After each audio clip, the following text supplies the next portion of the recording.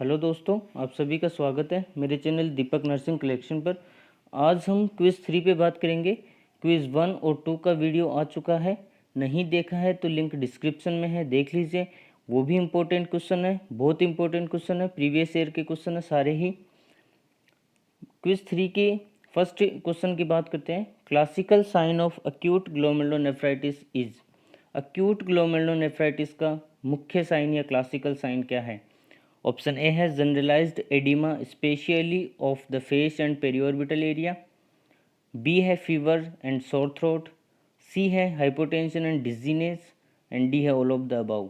Option A इसका right answer है, generalised oedema specially on the face and periorbital area. Because glomerulonephritis के अंदर protein loss होता है और उसकी वजह से जो शरीर में है वो पूरे शरीर में, पूरी बॉडी के अंदर एडिमा रहता है। ऑप्शन ए राइट है। अगला क्वेश्चन है, a patient with chronic renal failure has developed erythrocytopenia, the nurse should monitor the patient for. एक पेशेंट है जिसको क्रोनिक रीनल फेलियर है, उसको क्या हुआ? एरिथ्रोसाइटोपेनिया, आरबीसी की कमी हो गई।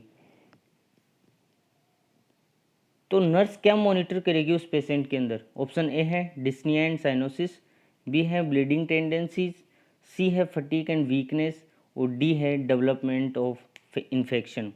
हम बता दें कि इरिथ्रोसाइटोपेनिया आरबीसी की कमी की वजह से एनीमिया होता है, और एनीमिया का जो क्लासिकल साइन या जो मेजर साइन सिम्टम्स होता है वो फटीक एंड वीकनेस होता है। तो यहाँ ऑप्शन सी राइट है, फटीक एंड वीकनेस उस पेशेंट में देखा जाएगा। अगला क्वेश्चन है, which of the following conditions characterize by an excessive secretion of thyroid hormone. Thyroid hormone के एक्सेसिव सिक्रेशंस को क्या बोलते हैं? ऑप्शन ए है हाइपोथायरॉयडिज्म, बी है हाइपरथायरॉयडिज्म, सी है एक्सोथैलेमस एंड डी है थायरोटॉक्सिक क्राइसिस। तो ऑप्शन बी यहाँ राइट आंसर है, हाइपरथायरॉयडिज्म बोलते हैं एक्सेसिव सिक्रेशंस को थायराइड हार्मोन के। ऑप्शन बी राइट आंसर है। अगला क्वेश्चन है, WHO declare that small pox has been eradicated in. किस ईयर के अंदर WHO ने डिक्लेयर कर दिया था स्मॉल पॉक्स इरेडिकेशन को? मतलब स्मॉल पॉक्स किस ईयर के अंदर ख़त्म हो चुका था? ऑप्शन ए है मई 1978, बी है सितंबर 1984, सी है मई 1980 एंड डी है जुलाई 1987। ऑप्शन सी यहाँ राइट आंसर है, मई 1980 के अंदर इरेडिकेट हो चुका था स्मॉल पॉक्स। अगला क्वेश्चन है, इम्यूनाइजेशन इज। इम्यूनाइजेशन कौन सा प्रिवेंशन है? ऑप्शन ए है प्राइमरी प्रिवेंशन, बी है सेकेंडरी प्रिवेंशन, सी है टर्सरी प्रिवेंशन और डी है डिसेबिलिटी लिमिटेशन। ऑप्शन ए यहाँ राइट आंसर है, प्राइमरी प्रिवेंशन में ही इंक्लूड किया जाता है इम्यूनाइजेशन को, क्योंकि स्पेसिफिक प्रोटेक्शन होता है इम्यूनाइजेशन किसी डिजीज़ के प्रति। तो ऑप्शन ए यहाँ राइट आंसर है, प्राइमरी प्रिवेंशन के अंदर आता है इम्यूनाइजेशन। अगला क्वेश्चन है, window period is define as time taken from. Window period किसे कहते हैं या कैसे डिफाइन करते हैं? इस पीरियड को हम विंडो पीरियड बोलते हैं। ऑप्शन ए है entry in cell to expulsion of first viral particles, B है entry of pathogen to appearance of first clinical symptoms, C है exposure to laboratory detection of disease and D है entry of organism to maximum communicability. Option C की यहाँ बात करें तो exposure to laboratory detection of disease,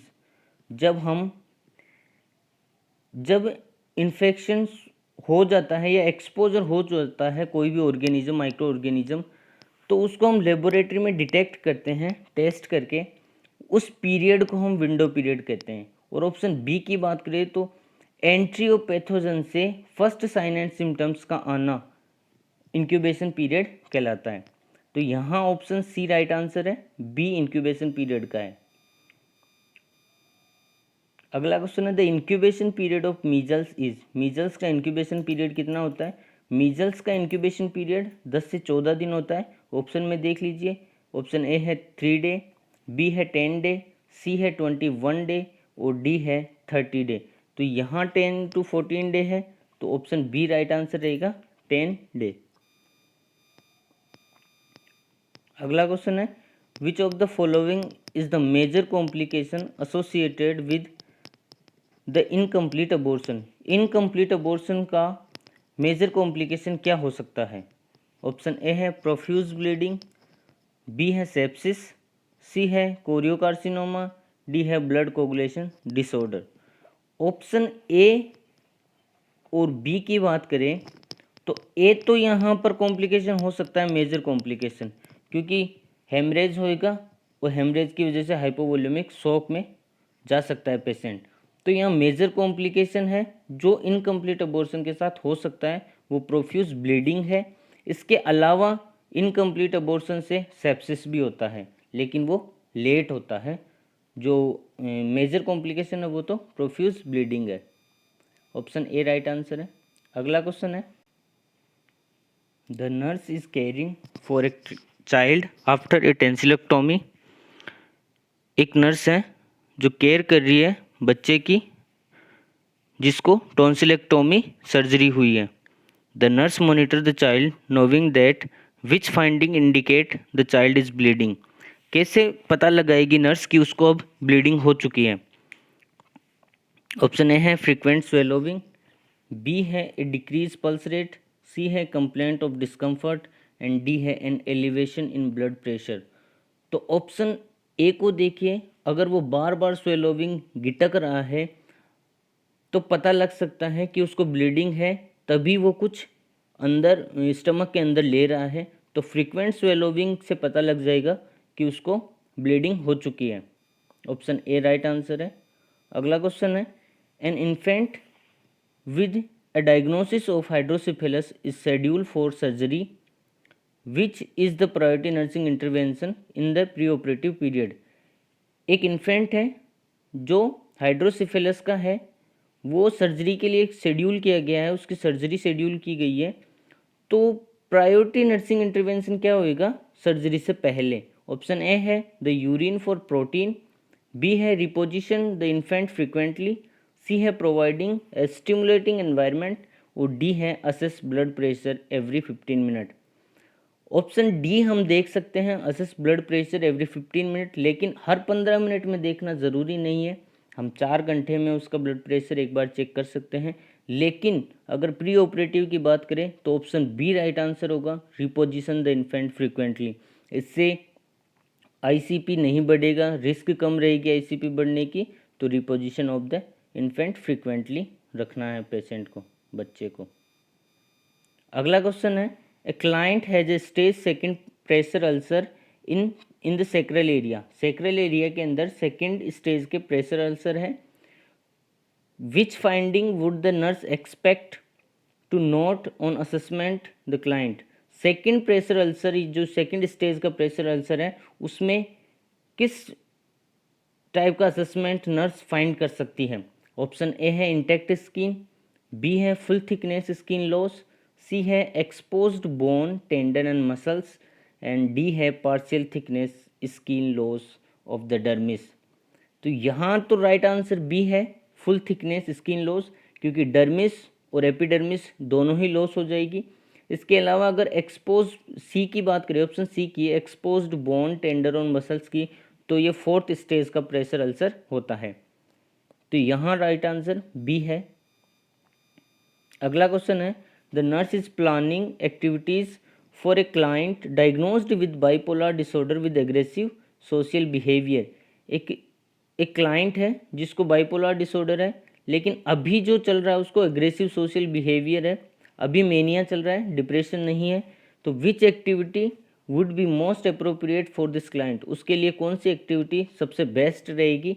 option A है chess, B है writing, C है क्रिकेट और डी है बास्केटबॉल। सी और डी को हम यूज़ नहीं कर सकते क्योंकि मेनिया का पेशेंट है। और अगर हम बी की बात करें तो राइटिंग, तो हम उसको कोई भी टास्क दे सकते हैं राइटिंग का, लिखने का, तो वो कर लेगा, जिससे सोशल एग्रीवेशन है या उसका बिहेवियर है वो एक्सपोज नहीं हो पाएगा। ऑप्शन बी यहाँ राइट आंसर है, हम उसको जो राइटिंग का है एक्टिविटीज़ करवा सकते हैं। अगला क्वेश्चन है the nurse is planning care for a client being admitted to the nursing unit who attempts suicide, which priority nursing intervention should the nurse include in the plan of care? एक patient है जिसने suicide attempt किया है, वो nursing unit में है अभी, उसके लिए प्रायोरिटी नर्सिंग इंटरवेंशन क्या रहेगा? ऑप्शन ए है 1-to-1 सुसाइड प्रिकॉशंस, बी है suicide precaution with 30 minute checks, C है checking the client every 15 minute and D है asking the client to report suicidal thoughts immediately. यहाँ अगर हम बात करें तो ऑप्शन ए राइट आंसर है। 1-to-1 या क्लोज ऑब्जर्वेशन बोलते हैं हम इसको, सुसाइडल प्रिकॉशंस बोलते हैं, 1-to-1 सुसाइडल प्रिकॉशंस हम उसको लेंगे। ऑप्शन ए यहाँ राइट आंसर है। अगला क्वेश्चन है, the nurse is assessing the casted extremities of a client for sign of infection, which finding is indicative of the presence of an infection. एक client है जिसके एक्सट्रीमिटीज़ पे plaster cast है, nurse कैसे पता लगाएगी कि उसको इन्फेक्शन हो गया है? उस कास्ट के एरिया को देखकर कैसे पता लगाएगी कि उसको इन्फेक्शन हो गया है? ऑप्शन ए है डिपेंडेंट एडिमा है, बी है डिमिनिश्ड डिस्टिल पल्स, सी है coolness and pallor of the skin and D है presence of warm area on the skin. Option D presence of warm area on the skin से ही हम पता लगा सकते हैं कि वहाँ उस एरिया में इन्फेक्शन हो चुका है, क्योंकि वहाँ फीवर या फिर जो एरिया है वो उसका टेम्परेचर बढ़ जाएगा, प्रेजेंस ऑफ वार्मनेस रहेगी। अगला क्वेश्चन है, a newborn infant is diagnosed with esophageal atresia with assessment finding support this diagnosis. एक न्यूबॉर्न इन्फेंट है जिसको इसोफेजियल अट्रेजिया है, उसका मोस्ट कॉमन सिम्टम क्या है या फिर कैसे पता लगाएंगे कि इसोफेजियल अट्रेजिया ही है उसको? ऑप्शन ए है स्लोव्ड रिफ्लेक्सेस, बी है कंटिन्यूस ड्रोलिंग, सी है डायफ्रामेटिक ब्रीदिंग और डी है passage of large amount of frothy stool. Option B right answer है। कंटिन्यूस ड्रोलिंग मतलब उसको स्लाइवा बाहर आ रहा है मुंह से, इसका मतलब उसको इसोफेजियल अट्रेजिया है। इसोफेगस आगे से बंद है, ब्लॉक है पूरी, इसीलिए जो स्लाइवा बन रहा है वो अंदर नहीं जा रहा, बाहर ही आ रहा है। तो इसलिए ऑप्शन बी राइट आंसर है, कंटिन्यूस ड्रूलिंग होएगी उसको।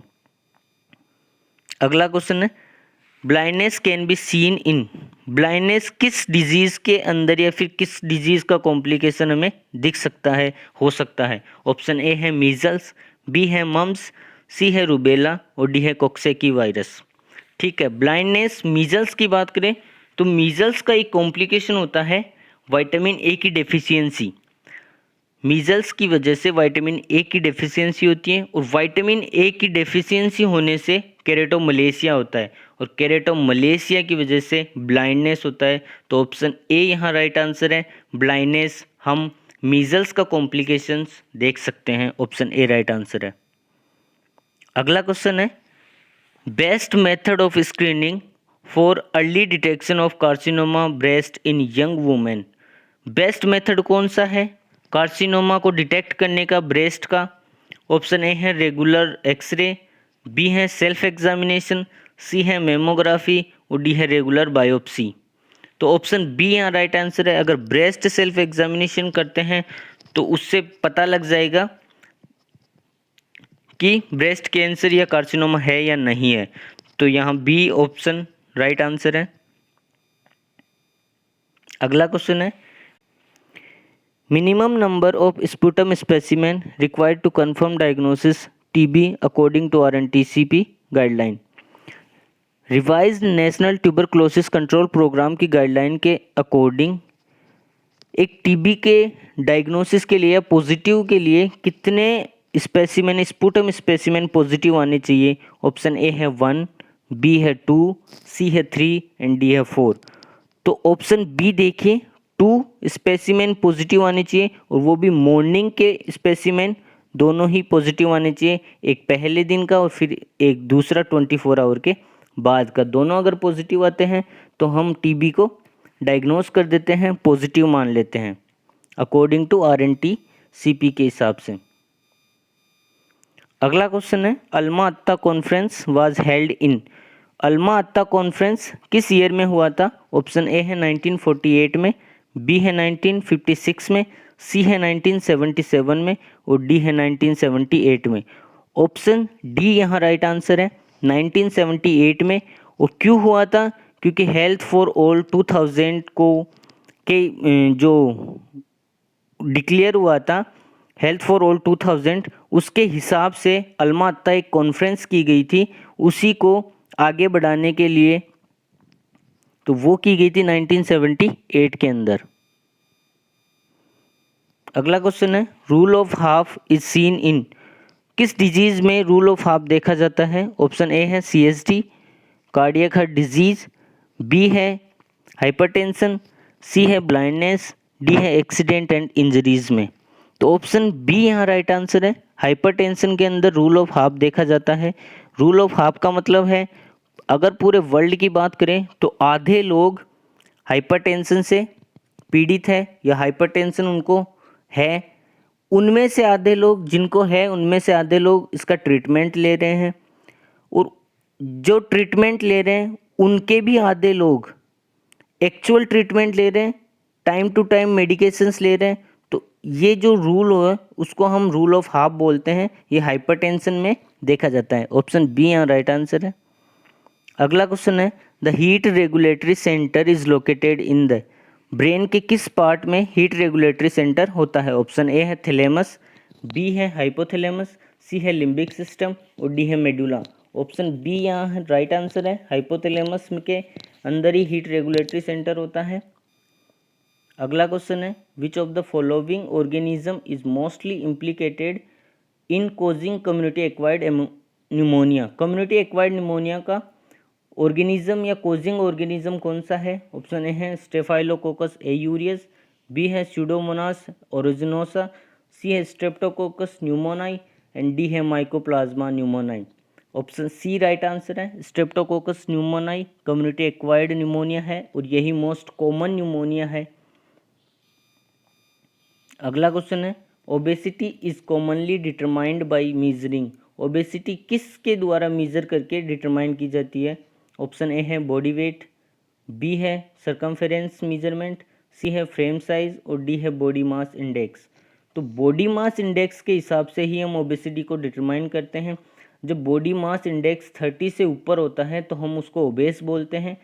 बॉडी मास इंडेक्स 24 से ऊपर होता है तो उसको ओवरवेट बोलते हैं, और नॉर्मल जो बॉडी मास होता है वो 28 से 24 तक होता है, सॉरी 18 से 24 तक होता है।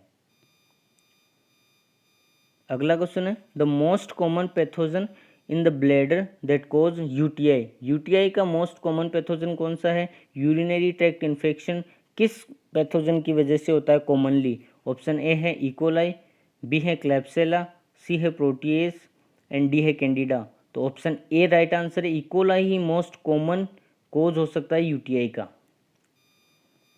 अगला क्वेश्चन है, treatment of undescended testis including, ए है ऑर्किडेक्टोमी, बी है ऑर्किडोपेक्सी, सी है ओफेराइटिस एंड डी है टेस्टोस्टेरोन। तो ट्रीटमेंट की बात करें तो अनडिसेंडेड टेस्टिस का ट्रीटमेंट सर्जरी होता है, और सर्जरी के लिए हम ऑर्किडोपेक्सी वर्ड यूज़ करते हैं। तो यहाँ ऑर्किडोपेक्सी ट्रीटमेंट है अनडिसेंडेड टेस्टिस का। अनडिसेंडेड टेस्टिस को क्रिप्टो ऑर्किडिज्म बोलते हैं और इसका ट्रीटमेंट ऑर्किडोपेक्सी है। बी राइट आंसर है। थैंक यू दोस्तों, वीडियो पसंद आया हो तो लाइक कीजिए, शेयर कीजिए अपने दोस्तों के साथ। चैनल पर नए आए हो तो सब्सक्राइब कीजिए, और वीडियो कैसी लगी कमेंट में ज़रूर बताइएगा। Thank you.